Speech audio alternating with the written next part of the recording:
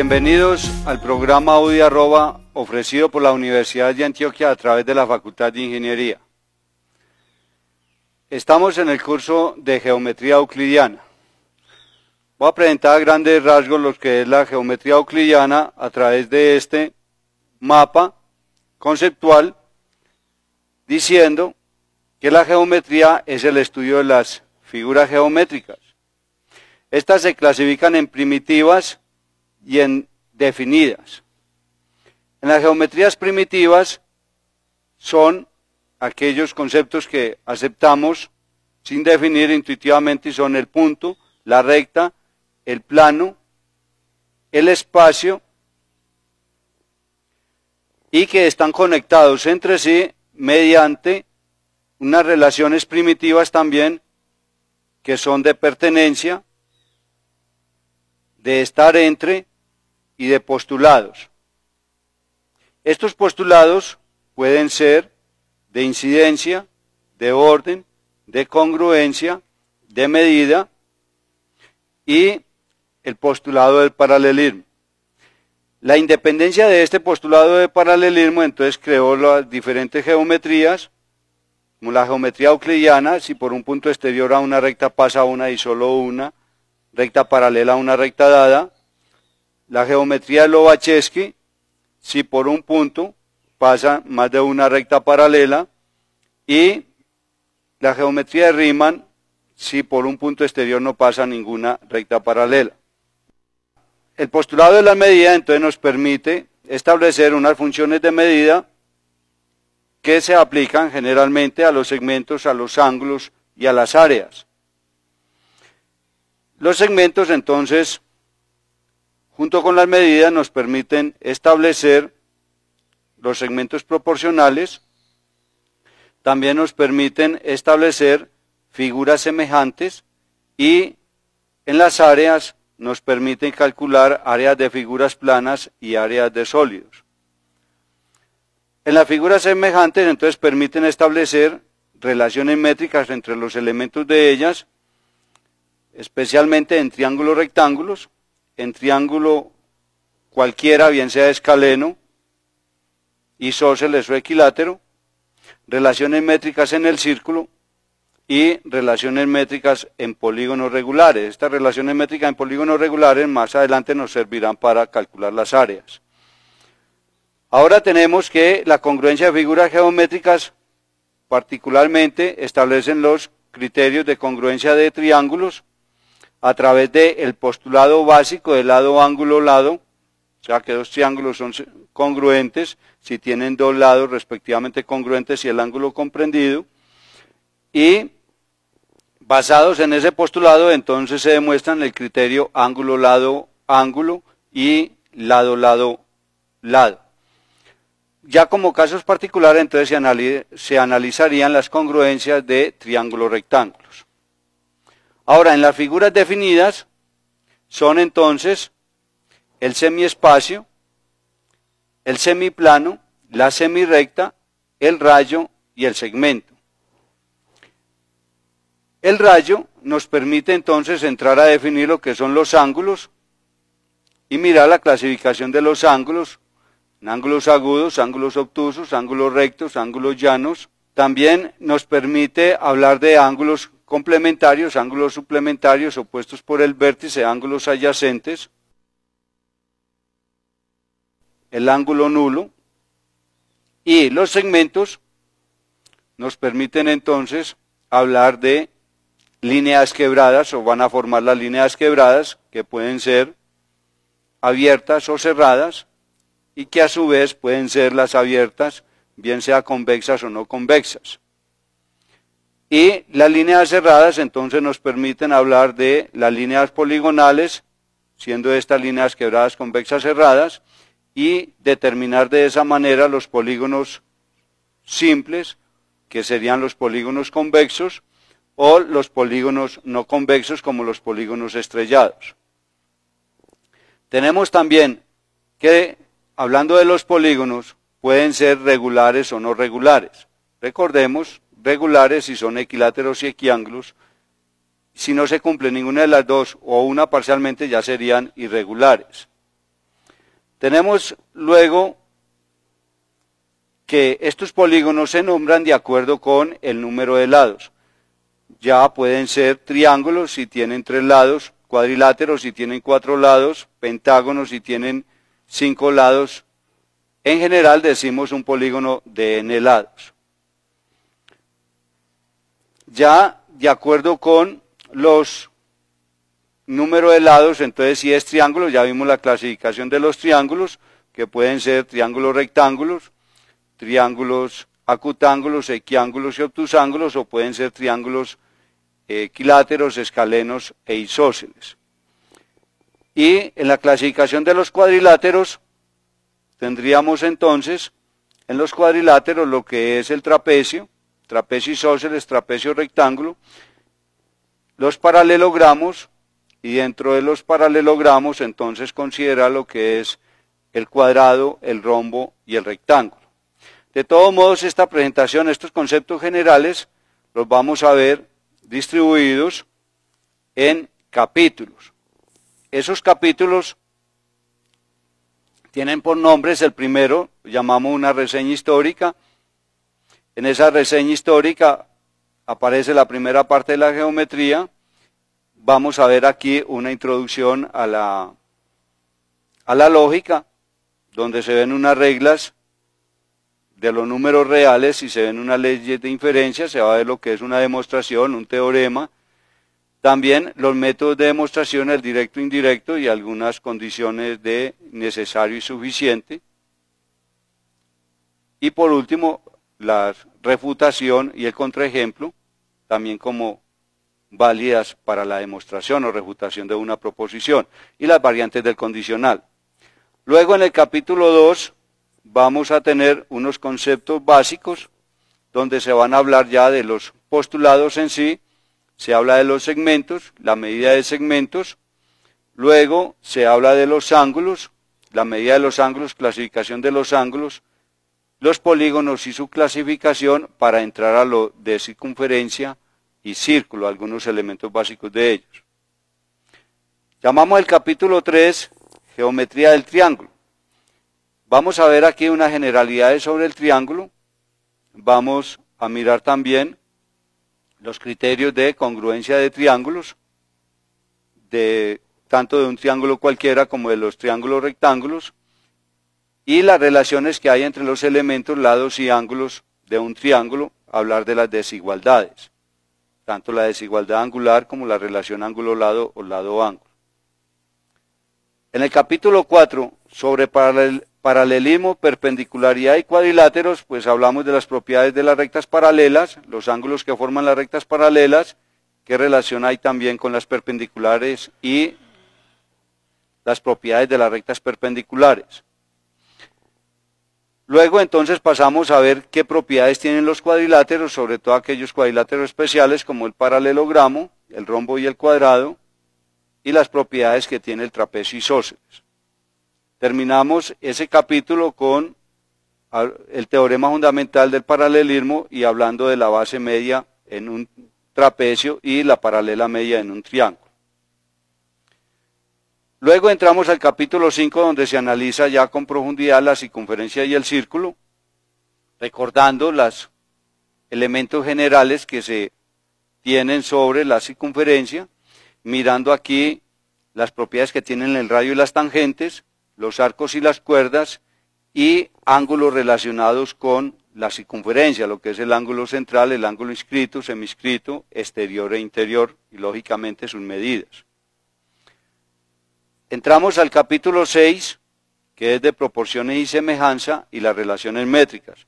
Se empieza haciendo un repaso sobre las proporciones y las propiedades, se aplican esas proporciones a segmentos proporcionales, especialmente el teorema de la bisectriz, y eso nos sirve para entrar y establecer los criterios de semejanza de triángulos, quienes a su vez nos van a permitir establecer las relaciones métricas, empezando por las relaciones métricas en el triángulo rectángulo, especialmente ahí el teorema de Pitágoras, y relaciones métricas en un triángulo cualquiera, donde vamos a ver un lado en función de los lados, la mediana en función de los lados, la bisectriz en función de los lados, la altura en función de los lados, estas relaciones basadas en el teorema de Stewart, que establece la relación entre un lado y el segmento que une un vértice con el lado opuesto y los lados del triángulo. Luego pasamos a unas relaciones métricas en la circunferencia, donde se van a ver el teorema de las tangentes, el teorema de las secantes, la potencia de un punto respecto a una circunferencia y las relaciones métricas que se dan en un triángulo inscrito, es decir, qué propiedades tiene. Para terminar con polígonos regulares. En polígonos regulares vamos a analizar sobre todo lo que es la apotema, que nos va a servir para calcular las áreas, y la relación de un lado de un polígono de n lados con el lado de un polígono de doble número de lados. ¿Qué relaciones hay entre esos dos polígonos? Pasamos luego a áreas de figuras planas. En estas áreas de figuras planas entonces vamos a tener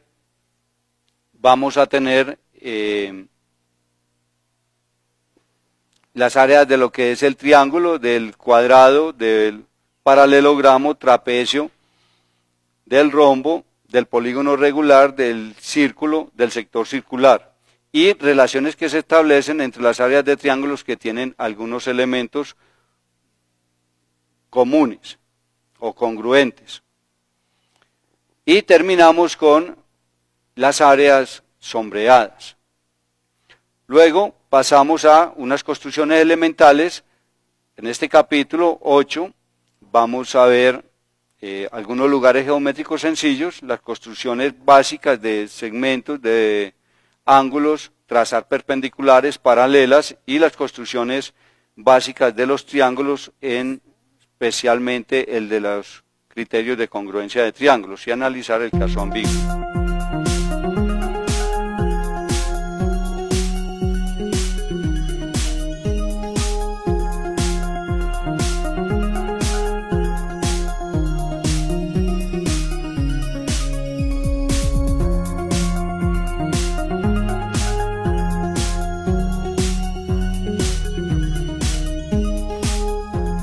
Para empezar entonces con el capítulo 1,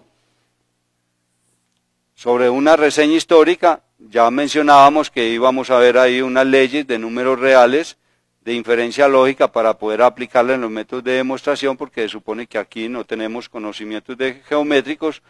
Entonces, para poder aplicar esos métodos de demostración a las leyes o las propiedades que tienen los números reales, y la inferencia lógica para conocerlas y poderlos aplicar entonces a los métodos de demostración, no tratándose aquí pues de un curso de teoría de números, mucho menos, ni un tratado de lógica en profundidad, pero sí para conocer los métodos directos y el método indirecto que nos sirve para el desarrollo de la geometría. Y analizamos también la condición de suficiente y condición necesaria, y pasamos a la refutación, el contraejemplo y variantes del condicional. Sobre la parte de la reseña histórica, pues digamos que vía internet se puede conseguir muchos documentos sobre historia de la geometría. A grosso modo les comento que la geometría tiene, y es reconocido que tiene sus inicios con los egipcios, donde más que ellos la aplicaban era en forma práctica con medidas de regiones. Nos cuenta el historiador griego Heródoto que el rey había distribuido sus tierras en parcelas a sus súbditos, y estos pagaban un impuesto. Entonces, cuando las inundaciones del Nilo se borraban los límites que colocaban, entonces mandaba, digamos, a los llamémoslo así, agrimensores de la época, a medir el terreno para ver proporcionalmente qué impuesto era el que pagaban. Entonces esto principalmente fue lo que dio origen a la geometría. Ya el interés de las formas, de las propiedades de las figuras geométricas, ya es un desarrollo que se debe más a los griegos, sobre todo cuando viendo el desarrollo que tenía la geometría en los egipcios, entonces los griegos, como Pitágoras, se desplazaron a Egipto a mirar el porqué de las cosas, no tanto cómo sucedían, sino para averiguar el porqué, y así empezó entonces la parte deductiva de la geometría. Ya después entonces aparece Euclides con sus famosos elementos, que constituye 13 libros, o sea 13 capítulos digamos hoy en día, los cuales constan de 13 libros y donde se contiene lo que es la parte de geometría plana, geometría del espacio, la teoría de números por el álgebra geométrica que se desarrollaba y el álgebra geométrica griega. Algunos autores le aumentan a esos otros 2 libros que tienen que ver con el estudio de las cónicas. En los geómetras griegos y en la antigüedad, pues podemos considerar, además de Euclides, pues tenemos a Hipócrates, cuando se estaban estudiando los problemas clásicos de la cuadratura del círculo y de la trisección del ángulo, entre ellos y la duplicación del cubo. Entonces trabajó mucho con las áreas y creó las lúnulas de Hipócrates.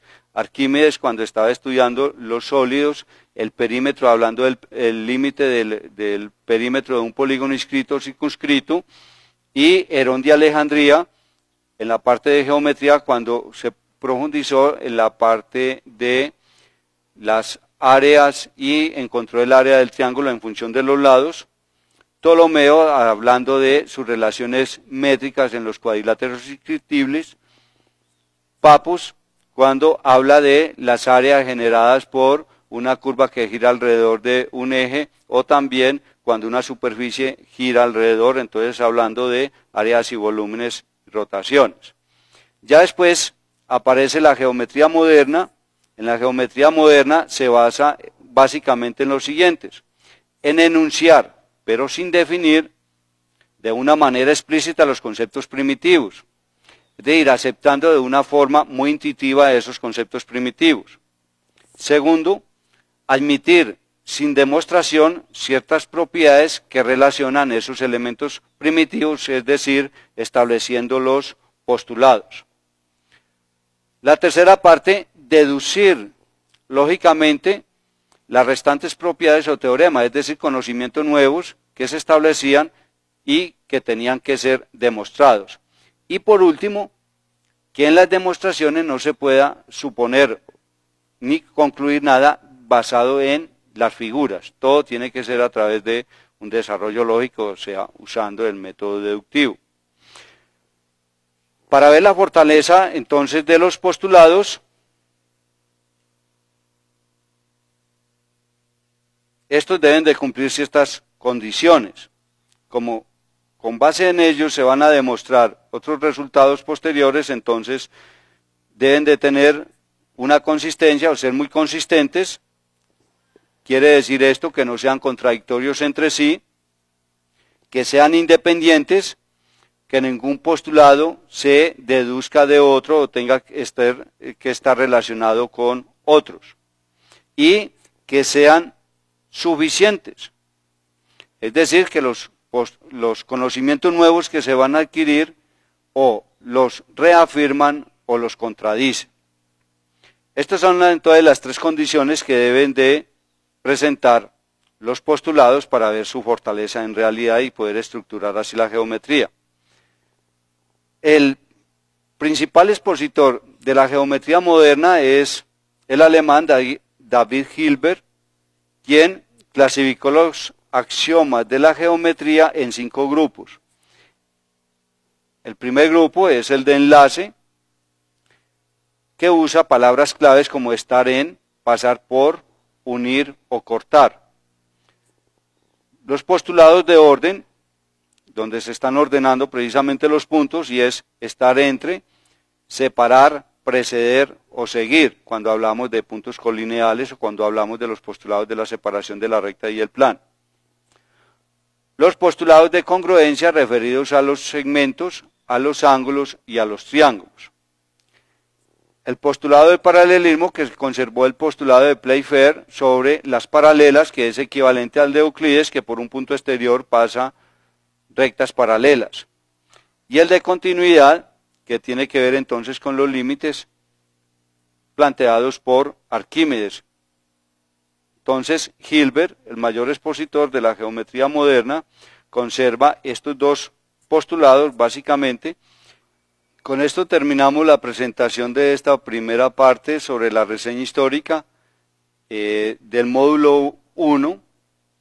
De todos modos, los invito muy cordialmente a que miren y aprecien la geometría que está manifiesta en todo nuestro alrededor, en la naturaleza, en los edificios que vemos. La necesita tanto el agricultor como el albañil, el ebanista, la necesita la persona que trabaja en joyería, la necesita, y vemos unas piedras preciosas y unas formas geométricas impresionantes. La necesita el ingeniero civil, mecánico, electrónico, eléctrico, de sistemas. La necesita el de ingeniero de telecomunicaciones. Si no, miren las torres, que son torres de energía, que son torres de comunicación. Vemos la geometría expandida por toda parte. Vemos también en las construcciones ultramodernas, que llaman megaconstrucciones, cuánta geometría no se aplica. De todos modos, es bueno que aprendamos a mirar, a apreciar la geometría de las plantas. Vemos hojas, vemos simetría, que son formas geométricas. De todos modos, es importante que sí, miremos en nuestra misma universidad, la arquitectura de la universidad, miremos las formas geométricas que tiene, las obras de arte que hay ahí que tienen una geometría espectacular. De todos modos, continuamos entonces en el próximo módulo a mirar la demostración, la parte constitutiva de la demostración, los teoremas, cómo están constituidos los teoremas y cómo podemos desglosar identificando datos que nos dan, identificando también la tesis o lo que necesitamos demostrar.